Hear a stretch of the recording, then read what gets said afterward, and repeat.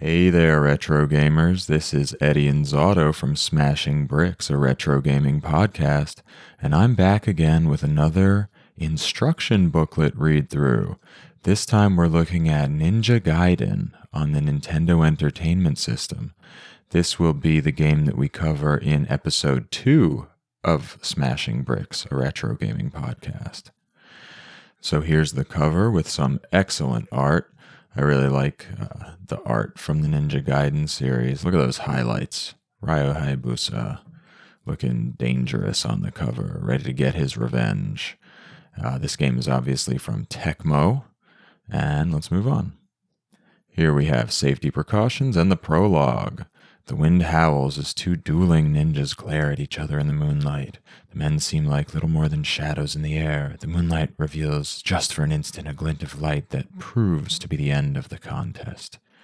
Ken, head of the Hayabusa clan, which has for generations been the guardian of the dragon sword, is defeated. Ken's son Ryu, that's funny, after learning of his father's defeat, finds a letter. In it, Ryu is told that if his father does not return, he must take the secret dragon sword and go to America. Ryu senses danger awaiting him in America. What will be the fate of Ninja Ryu?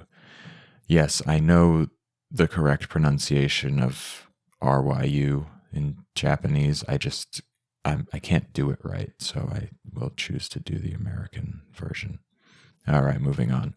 Cinema display. So this was a game that had cutscenes, and it was super cool. Tecmo Theater. Tecmo Theater games feature a dramatic storyline which goes along with the gameplay and make it even more fun and exciting. Cinema display. Ninja Gaiden has a cinema display, Tecmo's unique system that shows movie-like scenes. Movie techniques such as close-ups of characters and different camera angles are used. In addition, there are great sound effects as background music. The storyline has one great scene after another, rising to an exciting climax. Follow the story and then put yourself to the test as the screen changes to the game mode. This is where your skill comes into play. After wiping out your enemy and reaching your goal, continue on with the story. You become the Ninja Dragon. Now enter the world of Ninja Gaiden, and may the spirit of the dragon be with you. Good luck. So yeah, this was really cool. When I didn't actually have this game, but I had Ninja Gaiden 2, and it was kind of the first game that I experienced with this story mode, with cutscenes, with intrigue. It was really cool. All right, here we have the controls. So we can run, we can crouch, we can climb up, and we can climb down. They call it the control cross, the D-pad. That's interesting too. Okay, now we have the wall spring jump. Ryu can also jump and cling onto walls. While clinging to the wall, he can jump back and forth by pressing the opposite direction on the control cross and button A. Using this technique, you can crawl up the wall. So this was cool. Being able to jump back and forth from wall to wall. It was an interesting mechanic. Obviously, this was incorporated into many dozens, hundreds of games throughout gaming history, but this was a very early, if not the first, example of this. And in the second game, you could actually kind of jump off the wall and cling back to the same wall you were on to inch your way up.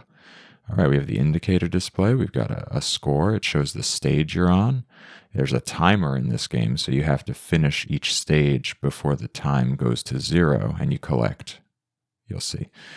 Then we have the number of lives, P, I guess, for player. Collected items, so this is the secondary weapon that you'll pick up on the way. Now we have our physical strength, also known as your health, or HP. And then the enemy, the boss's strength. So every time you face an enemy, you're going to have to knock them down 16 blocks, just like your own 16 blocks. Here we go. These are the things you can pick up. You can get spiritual strength, which increases the amount of times you can use your secondary weapon. The red ones give you 10 points and the blue ones give you 5. And interestingly, the different weapons, hopefully it'll say it, they take up different amounts of this spiritual strength, so stronger things take up more. Time freeze. This freezes everything on the screen for 5 seconds. These bonuses, if you don't care about points, these can really get you in trouble because all they do is increase your point value, which I guess was important back then. I don't remember ever really paying attention to my score, but I know that there's a whole section of the hobby surrounding point chasing. This was important, restoring physical strength. This was basically your healing item, and this gave you 6 blocks of energy. Then you have a 1-up, awesome, and the invincible fire wheel. This just set a ring of fireballs around you and you could run through everything. Basically a Mario superstar. And now here are your additional abilities. So the throwing star here, it says takes 3 points for a throwing star. This one chucks a little weak throwing star out in front of you. Then the windmill throwing star, which is super cool because it like boomerangs back and forth. And if you jump out of the way, it keeps going. Then the art of the fire wheel shoots a ring of fire upward. And that's 5 points also, just like the windmill throwing star. And then the jump and slash technique. This one's actually kind of annoying because you're constantly jumping and slicing things out of the air. But when you have this jump and slash technique, you automatically do it every time you just try to jump. It's really good for jumping toward an enemy and defeating them on the way.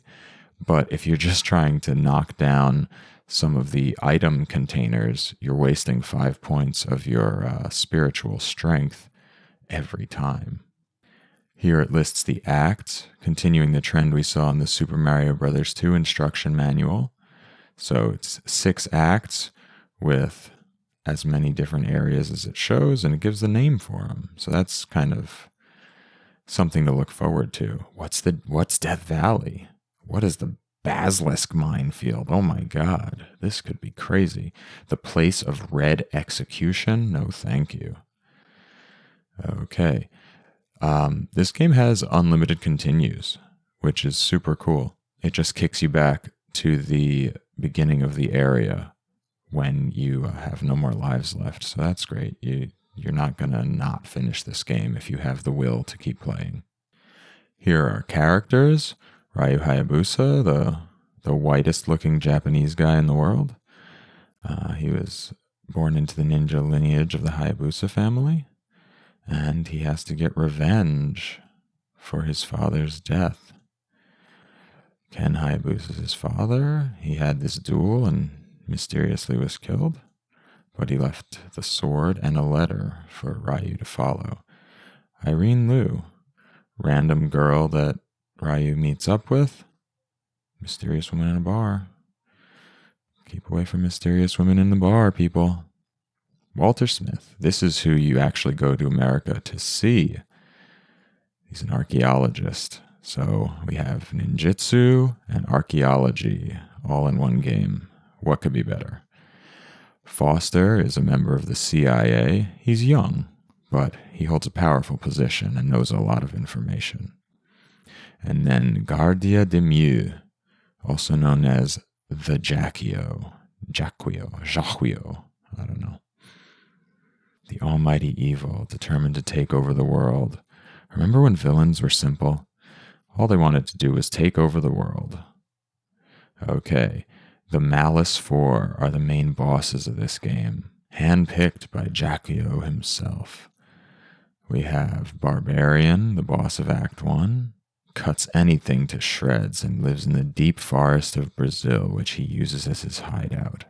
Natives are scared to death of this killer, known as the Executioner of South America. He attacks his enemy by ferociously swinging a huge axe.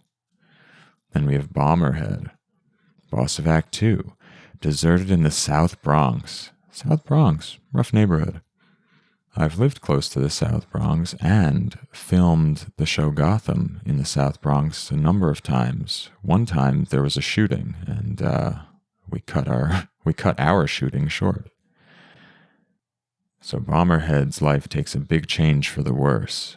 He controls the streets of New York with an iron fist as the Lord of Evil, an expert with the sickle and chain. He wields it on his prey. the vice leader of the Malice 4. Basaku. Don't know if I said that right. The boss of Act 3, trained in China and master of all forms of the martial arts. He was a leader in a killer's organization called the Five Ranges of Doom, but was expelled from the organization because he was too cruel. Wow. Got expelled from a killer's organization called the Five Ranges of Doom for being too cruel. Oh, that's sad. There's no place for this guy to go. Just the type Jackio was looking for. Basakur was chosen to be a member of the Malice 4. Kelberos, the boss of Act 4. Once the pet dog of Jackio, Kelberos was given up as a sacrifice victim for the evil spirits. As a result, the soul of Kelberos returns and takes the form of an evil creature as a loyal servant to protect Jackio. And then Bloody Mouth, oh my god, the boss of the bosses. A North European legend that has been passed down from generation to generation about a cursed man with the iron mask of blood and the shield of death. When he was young, he studied Eastern philosophy and became interested in Japanese martial arts. Now he seems to be invincible with the secret fighting techniques of the Orient and throwing lightning fireballs at you that never miss. Dude is tough. Cinema Action Ninja Gaiden is depending on your skills to save the world. Can you do it? It is essential that you succeed. Awaiting you is an ending that you just have to experience for yourself. May the spirit of the dragon be with you. And 90-day limited warranty.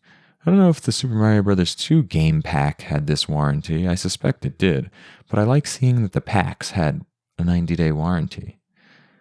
If a defect covered by this warranty occurs in this 90-day period, Tecmo will repair or replace this pack at its option, free of charge. I love saying game pack. And compliance with FCC regulations. Yay! All right, that's it. Are you ready to play Ninja Gaiden? I am. I actually already did. But that's the magic of releasing things on the schedule that I deem suitable. This will come out first. Ninja Gaiden, cool, action game, ninjas, archaeology, evil. Play it. Anyway, I hope you enjoyed reading through this instruction manual with me, and I hope you play the game. That way you can be ready for when we release the episode on Ninja Gaiden, episode 2 of Smashing Bricks, a retro gaming podcast. I'm Eddie Inzauto, and until next time, you have fun.